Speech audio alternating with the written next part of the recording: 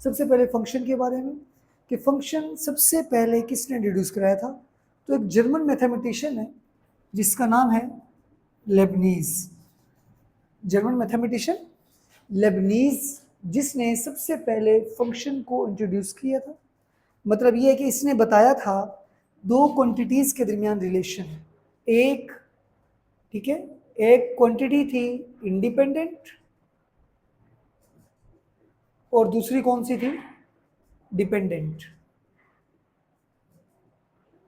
ठीक है, दो क्वांटिटीज के दरमियान जो रिलेशन है ये सबसे पहले किसने इंट्रोड्यूस कराया था, जर्मन मैथमेटिशियन लेबनीज।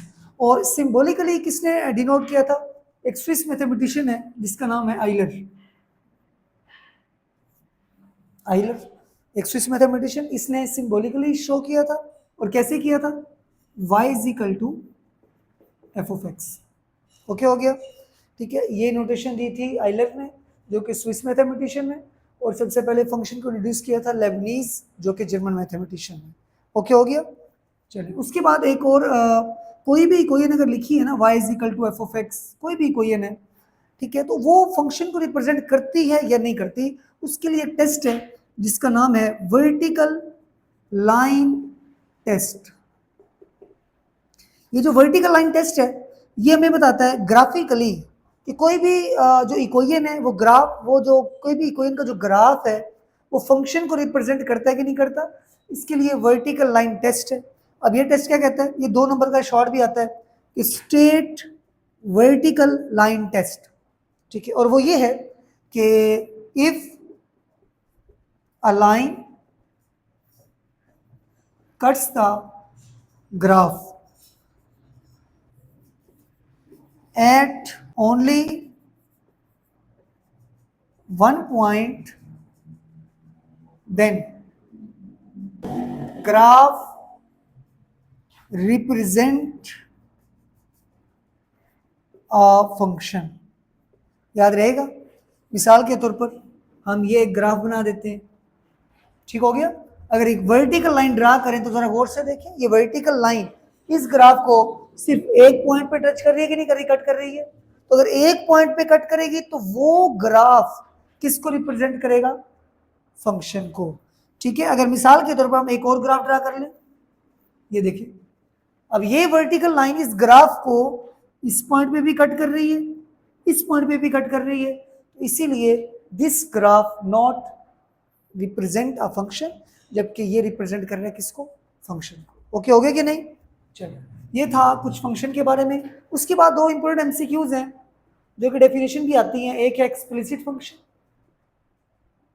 और दूसरा है implicit function. Explicit function 0, very important MCQs, कि ये रिप्रेजेंट करता है इम्प्लिसिट फंक्शन को, जबकि ये रिप्रेजेंट करेगा किसको, एक्सप्लिसिट को। याद रहेगा। ओके चलिए अब उसके बाद, ठीक है, सर्कल का एरिया कितना होता है, पाई आर स्क्वायर, जबकि स्फीयर का वॉल्यूम कितना होता है, 4 पाई ओवर 3 आर क्यूब, ठीक है। ओके हो गया कि नहीं। तो ये दोनों चीजें भी आपको एमसीक्यूज के लिए याद होनी चाहिए, ठीक ठीक है। हाँ फर्स्ट चैप्टर में 2-3 चीजें और भी हैं, जैसे कि ये पाई की वैल्यू कितनी होती है, 3.141592 अप टू सो ऑन, ठीक है। ई की वैल्यू कितनी होती है, 2.718281 up to so on. Logarithmic function, logarithmic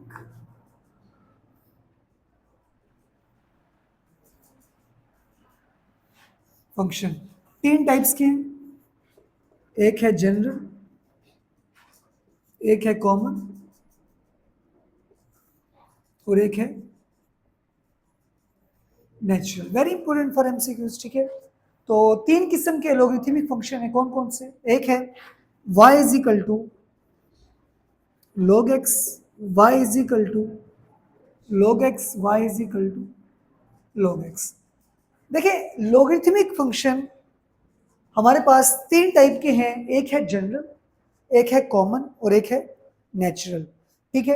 अब तीनों में फर्क क्या है, फर्क ये है विद रिस्पेक्ट टू बेस हम इनको क्लासिफाई करेंगे, विद रिस्पेक्ट टू बेस, ठीक है। अगर बेस हमारे पास क्या आ जाए, 10 आ जाए, अगर बेस क्या आ जाए 10, तो इसको बोलते हैं कॉमन लॉग। क्या बोलते हैं, कॉमन लॉग। अगर बेस क्या आ जाए 10, ओके। चलो उसके बाद अगर बेस आ जाए ई, देन इसको बोलेंगे नेचुरल लॉग। अगर बेस ना ही 10 हो ना ही ई हो, ठीक है, तो हम उसको रिप्रेजेंट कर लेते हैं किसी नंबर ए से, तो उसको फिर क्या बोलते हैं, जनरल लॉग। अगर सिर्फ 10 बेस है देन विल बी कॉमन, अगर बेस ई है देन विल बी नेचुरल, अगर ना ही ई हो ना ही 10 हो then will be general log. कोई मसला तो नहीं। चलिए अब उसके बाद देखिए जरा, अब इनकी रिप्रेजेंटेशन थोड़ी चेंज भी है। जैसे इसकी अगर हम बात करें, अगर किसी लॉग की बेस नहीं लिखी तो याद रख लें उसकी बेस कितनी होती है, 10 होती है, और वो क्या कहलाता है, कॉमन लॉग, ओके। और इसको लिखने का दूसरा तरीका, log e, log to the base e की जगह हम क्या लिखते हैं, एल एन, नेचुरल लॉग। तो ये दोनों नेचुरल लॉग के लिए, ये दोनों कॉमन लॉग के लिए, जबकि ये हमारे पास जनरल लॉग। ओके हो गया, याद रहेगा। चलो नेक्स्ट हमारे पास आ जाता है एक्सपोनेंशियल फंक्शन। एक्सपोनेंशियल फंक्शन कौन सा होता है, ऐसा फंक्शन जिसमें वेरिएबल किस में आ जाए, पावर में आ जाए। वेरिएबल किस में आए, पावर में आए, उसे क्या बोलेंगे, एक्सपोनेंशियल फंक्शन, ठीक है। और फिर इसको भी हम with respect to base classify करेंगे, y is equal to a power x, y is equal to e power x। तो एक्सपोनेंशियल फंक्शन दो टाइप के हैं, एक है जनरल, दूसरा क्या है, नेचुरल। अगर बेस e है देन विल बी नेचुरल, अगर बेस e नहीं है देन विल बी जनरल। और वेरिएबल हमेशा क्या होगा, पावर में होगा। तो ऐसे फंक्शन को क्या बोलेंगे, एक्सपोनेंशियल फंक्शन। ओके हो गया।